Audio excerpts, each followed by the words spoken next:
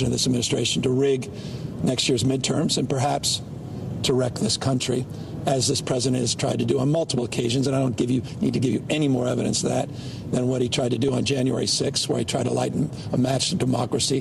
He tried to wreck this country, tried to dial in and find 11,000, 12,000 votes in Georgia. And, of course, what he's doing and just did in North Carolina, what he tried to do in Indiana, what he did with 5 votes in Texas. It's code red for our democracy. And this is as predictable as daylight and darkness, but the darkness of this administration has no peers, and it is a disgrace, but it is hardly surprising. It cannot be allowed to be normalized, and we need to call it out for what it is. Governor, you said this morning you're expecting to see troops and ICE at polling places. Do you have communications to indicate that will... I have experience. We kicked off our Election Rigging Response Act at a sacred site, the site of the Japanese internment in Little Tokyo, where people were being bussed. As we're there at the Democracy Center kicking off our reaction and response to Donald Trump's efforts to rig the election before one vote, the midterm election, he sent out this Bovino character. He sent out the masked men to chill free expression, free speech, to scare people from participating in our event with 2 U.S. senators, 12 members of Congress, hundreds of community leaders. I mentioned a strawberry salesman, literal example in that case of collateral damage. Wasn't on the most wanted list, but he was one of the people that Bovino arrested. That is a preview of things to come. I said it with clarity after the National Guard were federalized. There was a reason he extended the federalization through Election Day. I mean, you're hearing it from other governors now. Everyone's waking up to this. Why do you dial Greg Abbott to find 5 seats and say you're entitled to 5 seats unless you know you're going to lose the midterm? He said it yesterday at that sort of Venetian plaza that has substituted for the Rose Garden. It's a wrecking ball presidency. The symbolism of the East Wing is perfect symbolism. This guy is a wrecking ball. And the fact that he said it yesterday should send chills up your spine. He goes, it appears that presidents lose in the midterm. We cannot allow that to happen. At the same time, he's having folks over to the Oval Office from Indiana because apparently J.D. Vance wasn't persuasive enough. You've seen the governor of Indiana, the governor, Republican governor in Indiana, say, boy, it looks like we may have to do redistricting because the president may be punitive. He said, maybe we won't get federal funds. He said that, Republican governor. The hell more evidence do you need of what's going on in this country? I won't even get into $250 million scam that he's trying to run as it relates to this idea and notion that he himself runs the DOJ, or it's his White House. It's not his democracy, it's our democracy. The Founding Fathers didn't live and die to see this moment. So we're going to be fierce in terms of our response. We're going to be focused, and quite literally, this is the lawsuit that I will file within a nanosecond of any efforts to send the military to one of America's great cities, San Francisco, that is enjoying 60% reduction in homicide, or rather homicide reduction that's the lowest it's been in 60 years. It's one of the safest large cities in this country that's experiencing economic rebirth and growth. Only Donald Trump can wreck that. And we will push back with clarity and conviction, and we'll continue to win in court. I'm confident of that. But in the interim, the damage this president will do to our republic cannot be overstated. So forgive the long-windedness and response, but this is a time not just for choosing; it's a time for acting, not just complaining. Governor Arnold Schwarzenegger. SNAP benefits. You announced today that the National Guard will be assisting with food banks. What's the timeline on that? How exactly is that going to work? What are they going to do? Well, at the same time, Kristi Noem is enjoying 2 brand new planes at the cost of taxpayers of $173 million. At a time the federal government is closed and Donald Trump has literally destroyed the East Wing of our White House to put his ballroom up. for $250 million. We are now days away from eliminating food to 5.5 million Californians around Thanksgiving, at a time when food prices have never been higher because of Donald Trump's policies. Have you had a cup of coffee? Have you bought a pound of beef? At the same time, he found $20 billion to send to a fill in the blank. Maybe he's a dictator. Some have referred to him as that. In Argentina, he's cutting food to people around Thanksgiving. You've seen the lines of people already around the food banks. So we are fast-tracking an $80 million investment. We're front-loading it to get them to food banks. And we're using the framework that we established during COVID to build out our capacity to deliver quickly food to those in need around Thanksgiving by using Cal Volunteers and the National Guard, which is exactly what we did to distribute 800 million meals during COVID. Arnold Schwarzenegger is campaigning against Prop 50. What is your reaction to that? I mean, look what's happened to this country. I have nothing more to say on that subject except he's wrong. What we're doing is temporary, it's completely transparent, and it's democratic. There's never been maps that have ever been put in front of the voters. This will be the first state in history. To say we are eliminating the redistricting commission is a lie. We're not. The commission remains, and we're doing this in response to an unprecedented assault on our republic by doing mid-decade redistricting at the behest of the President of the United States.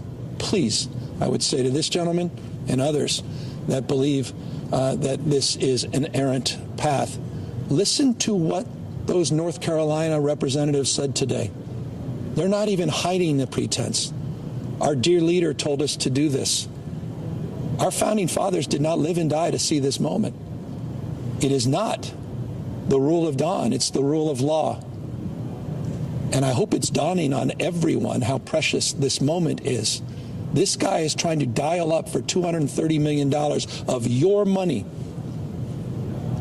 to pad his pockets after using your money, to the extent you ever supported him, his campaign money, to pay for his legal defense, and now take the money personally because somehow he's entitled to it, just like he thinks he's entitled to seats in Congress, like he's entitled to wreck the White House, the People's House, to put in a vulgar display of weakness with gilded tones to deal with his own insecurities and inadequacies. He is, as I said over and over ago, nothing more than weakness masquerading as strength. And so the question is, can the people exercise their power to restore checks and balances by supporting 50?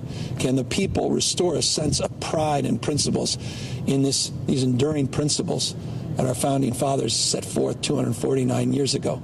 Can we stand up for people being bullied? Can we stand up for people that are being intimidated and attacked, like American cities, like our diverse communities? Can we stand up to a Supreme Court that says on a shadow docket it's okay to racially profile in the United States of America? That means all of us, because of where you congregate, not just the color of your skin or the language you speak. That's Donald Trump's America right now. This is a revolution that's going on in real time in our country. We need to wake up about it. I know it's shock and awe. It could be overwhelming, and every single day there's a new shiny object. But Prop 50 is foundational if we're going to save this republic. So I would say to those that are opposed to it, wake up to these new realities. Spare me the moral high ground at this particular moment in American history. Governor, CBS News has a new poll out today. It shows 62% of likely voters would vote yes on Prop 50. Just get your response to that. And while I have an opportunity, I haven't heard you talk since her videos came out. Oh. Any advice to her on that? Oh, I got no advice. I need advice. We all do. A little humility when you're in this business. We all have those moments. So I know people, it's political, and people are, jumping to cast whatever criticism or aspersion. She acknowledged that. And so, look, a little more humility and grace, because I think all of us have been on the other side of you and your camera at those moments where we weren't our best self. So no advice in that respect, but I think grace. As it relates to the issue of polls don't vote, people vote. And this is a special election. I'm not naive.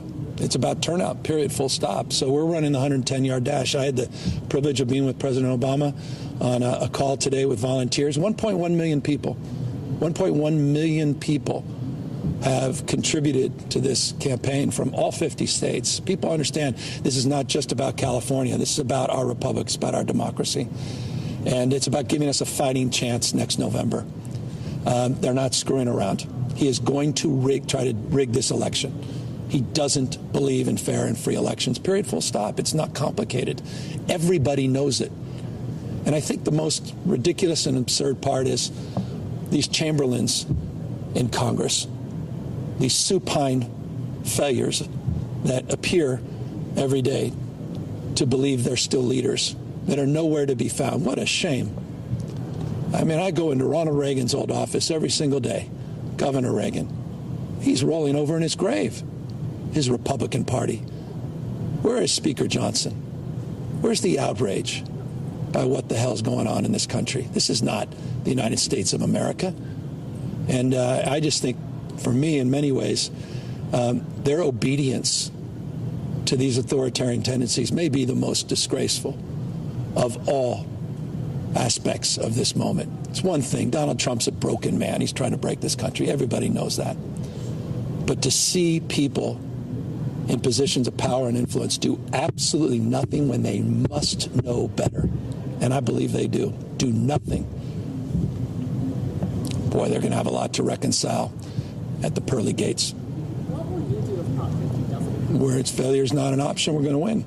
We're going to win because people understand how precious this moment is. We're going to win because we had 7 million people show up for the No Kings rally. We're going to win because people haven't given in to the cynicism or fear and anxiety. We're going to win because everyone understands in their heart and soul, Democrats and Republicans understand this moment. It is not about red versus blue. It's about red, white, and blue. People understand this guy is trying to wreck this country. Period, full stop. We will win. I have all the confidence in the world as long as we do our job, we the people. And that's why you're going to see me doing a lot more work in the next 2 weeks to remind everybody what's at stake and put a stake in the ground on November 4th and send a very powerful message that I hope will ripple all across the United States of America, that we're going to come back, and we're on the comeback tour in this country, and we're going to win in 2026, and the presidency of Donald Trump will de facto end on the election day in November 2026. Governor, you recently deployed members of the California National Guard to support food banks. Is that deployment in any way connected to the federal government or to concerns about the possibility of Trump attempting to federalize the Guard? Well, one of the things that I'm most proud of, and I think you all know this because I've said it on multiple occasions, we have 26 National Guard already working in San Francisco. I established that framework. Many of you reported a few years ago, before Donald Trump was president.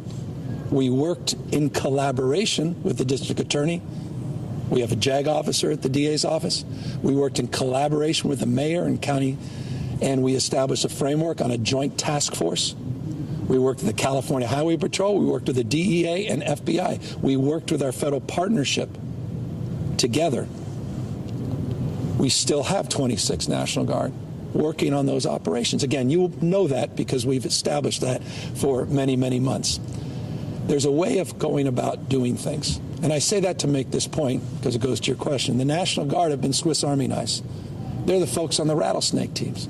They're doing vegetation and forest management. They're trying to keep this state safe. These same National Guard men and women, these remarkable people, by the way, teachers, nurses, doctors, EMT, folks that work here, they're members of the National Guard. They're our neighbors. They were out there taking care of their neighbors in L.A., thousands of them that I deployed as Commander-in-Chief of the National Guard in the state of California in partnership with L.A. City and L.A. County to help with fire recovery, You recall in LA, the biggest problem we had were all of the water and food that they were receiving and how many people wanted to do selfies because they were so proud that the National Guard was out there. I had them down at the border. Hundreds of them have been at the border for years and years, well before Donald Trump came into office. That's how we use our National Guard. And they also were part of our food bank operation during COVID. And they were exceptional because they're logistics experts. That's what they do. And they worked with Cal Volunteers, and we have that established partnership. And I'm very worried about 5 million people in a matter of days losing food stamp, losing their SNAP benefits, and entering in a grocery store with Donald Trump's tariffs and inflation, and trying to reconcile that price of beef at a time when literally everything that should be up is down and everything that's down is up. And so we're going to make sure we protect their food insecurity, address their food insecurity, and make sure they're protected and feel safe in that process. And that's what I think we should use the National Guard for. Not this folly, not this nonsense, not this the vanity project to show strengths, not for a video, which is exactly what this Hexic guy and J.D. Vance were trying to do when they were shooting military rounds over a freeway, over civilians, and the first round exploded on one of their support vehicles. It happened to be a California Highway Patrol vehicle, all for a video. Respect and revere. I was down there with the military on Friday, day before, meeting with their commanders, meeting with the Navy, meeting with the Marines in terms of doing what they did in an appropriate and responsible way. But they were abused for political purposes by this administration. You saw the speech from the vice president. This is without precedent. Vice presidents, presidents don't talk like that in front of our Marines. They don't. That's not normal. That cannot be allowed to be normalized. That's not the United States of America. Blowing up boats in the middle of the sea, ready, fire, aim. That's not the United States of America. Wake up, everybody. So, forgive me. This is not surprising. Playbook. Announce the National Guard. Say everybody wants them. Crime's running out of control. All the stats and facts contradict that. You send out ICE and masked men. You get your spokesperson out there that knows how to gin everything up. People get upset. And then you say, see, people are upset. Now, like an arsonist, well, now I got to put out the fire. And then I get to claim credit that I'm providing safety and security across this country. And the great thing is you'll have Laura Ingraham on Fox News say, well done, sir. Why is Laura going to even be more supine? Well, because she's in business with Don Jr., with a guy who's in business with David Sachs on a new SPAC business, Chamath, who's a partner with David Sachs. David Sachs who runs all the AI. Laura Ingraham now has a SPAC business. Imagine what your boss would say if you started to do business with me. That's allowed. And she gets to be their spokesperson on the Pravda network. Fox, primetime. This great grift. Unprecedented in modern history. Billions and billions of dollars. The great grift. State capitalism. Not just crony capitalism. Ask Intel. Ask MP Materials. Ask folks at U.S. Steel. Ask the folks at AMD. Ask the folks at NVIDIA. The hell is going on in this country? None of this is normal. You will be seeing on my Patriot site new knee pads that I'll be sending out, the new signature series knee pads for all these CEOs, for the University of Virginia that I'll add to the list today, for bending their knee, for those law firms, the universities, media companies, as this guy's rolling back, rewriting history, putting us back to a pre-1960s world, censoring historic facts. Wake up, everybody. Wake up. Thank you, guys.